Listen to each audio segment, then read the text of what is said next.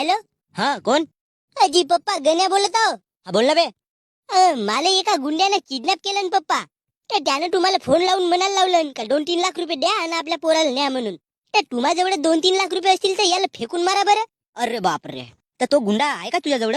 हो आहे ना, देऊ का? दे बरं त्याकडे बाबू. हॅलो.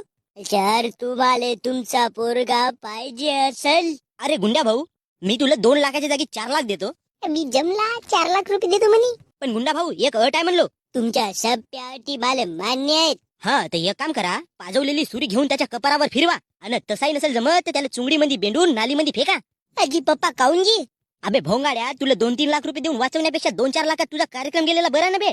साल्या तुझ्यासारखी औलाद जन्माला आणलो तेच तर मोठी चूक केलो बे. अजी हो, पण माझा जीवजी पप्पा. हा किडनॅपर मला कोचकवते बरं. कोचकव दे ना. असा वाचूनही तू आपल्या जीवनात कोणते भाग्य उपळणार असते माहितच आहे. अबे हडबे, तू आता आपल्या बापाला फोन लावून पाय. अबे तुझ्या बापानं कम से कम फोन तरी उचललं. माया बाप घंटा फोन न उचल. भोसडीचा आपल्या घरच्याला आपण मेलून का वाचलून काहीच फरक नाही पडे बे.